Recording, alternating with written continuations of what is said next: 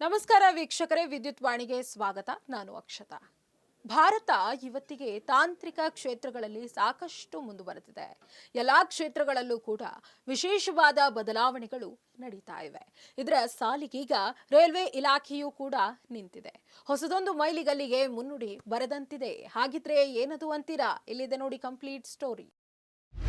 ಶುರುವಾಗಿದೆ ರೈಲ್ವೆ ಇಲಾಖೆಯಲ್ಲಿ ಮತ್ತೊಂದು ಮೈಲಿಗಲ್ಲು.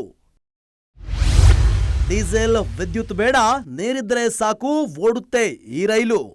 ಹೌದು, ಪ್ರತಿಯೊಂದು ಜೀವಿಗೆ ಪ್ರಮುಖವಾಗಿ ಬೇಕಿರುವುದು ನೀರು. ಹಾಗಿದ್ರೆ ಈ ನೀರಿನಿಂದಲೇ ರೈಲ್ವೆ ನಡೆಯುತ್ತಾ ಅಂದ್ರೆ ನಂಬ್ತೀರಾ? ಇದು ಹೈಡ್ರೋಜನ್ ಪವರ್ ಇಂಜಿನ್ ರೈಲು. ನೀರು ಹಾಗೂ ಬಿಸಿ ಹವೆ ಮೂಲಕ ಈ ರೈಲು ಸಾಗಲಿದೆ. ವಿಶೇಷ ಅಂದ್ರೆ ಶೂನ್ಯ ಕಾರ್ಬನ್, ಅಂದ್ರೆ ಸಂಪೂರ್ಣ ಪರಿಸರ ಸ್ನೇಹಿ. ಇಷ್ಟೇ ಅಲ್ಲ, ಡೀಸೆಲ್ ಇಂಜಿನ್ಗೆ ಹೋಲಿಸಿದ್ರೆ 60% ಶಬ್ದವು ಕಡಿಮೆ ಆಗುತ್ತೆ. ಹೀಗಾಗಿ ಶಬ್ದ ಮಾಲಿನ್ಯದ ಆತಂಕವೂ ಇಲ್ಲ. ಮೊದಲ ಹಂತದಲ್ಲಿ ದೇಶದಾದ್ಯಂತ 35 ಹೈಡ್ರೋಜನ್ ರೈಲು ಸೇವೆ ಆರಂಭಿಸಲು ರೈಲ್ವೆ ಸಚಿವಾಲಯ ನಿರ್ಧರಿಸಿದೆ. ನೀರಿನಲ್ಲಿ ಚಲಿಸುವ ರೈಲು ಅನ್ನೋ ಕಾರಣ ಇದರ ವೇಗದಲ್ಲಿ ರಾಜಿ ಇಲ್ಲ. ಗಂಟೆಗೆ 140 ಕಿಲೋಮೀಟರ್ ವೇಗದಲ್ಲಿ ಹೈಡ್ರೋಜನ್ ರೈಲು ಸಂಚರಿಸಲಿದೆ. ಒಂದು ಬಾರಿ ನೀರು ತುಂಬಿಸಿ ಪ್ರಯಾಣ ಆರಂಭಿಸಿದ್ರೆ ಸಾಕು, 1000 ಕಿಲೋಮೀಟರ್ ದೂರ ಕ್ರಮಿಸಲಿದೆ. ಅತಿ ಕಡಿಮೆ ದರದಲ್ಲಿ ರೈಲು ಸಾಗಲಿದೆ. ಇನ್ನು ಹೈಡ್ರೋಜನ್ ತುಂಬಿಸುವುದು ಸವಾಲಿನ ಕೆಲಸವಂತೂ ಅಲ್ವೇ ಅಲ್ಲ.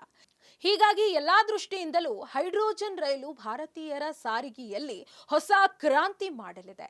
ಮೊದಲ ಹಂತದಲ್ಲಿ ಹೈಡ್ರೋಜನ್ ರೈಲು ಹರಿಯಾಣದ ಜಿಂದ್ ಸೋನಿಪತ್ ಮಾರ್ಗದಲ್ಲಿ ಸಂಚರಿಸಲಿದೆ.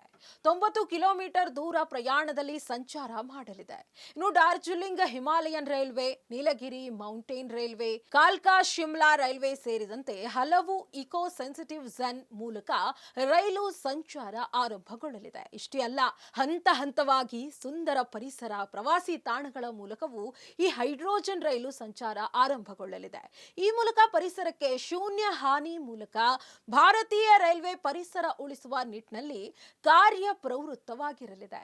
ಗ್ರೀನ್ ರೈಲ್ವೇಸ್ ಅಡಿಯಲ್ಲಿ ಹೈಡ್ರೋಜನ್ ರೈಲು ಕಾರ್ಯನಿರ್ವಹಿಸಲಿದೆ.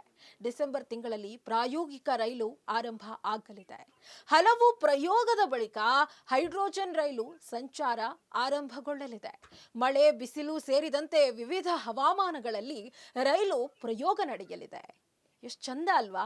ಪರಿಸರ ಸ್ನೇಹಿ, ಖರ್ಚು ಕಮ್ಮಿ, ಮಾಲಿನ್ಯವೂ ಆಗಲ್ಲ.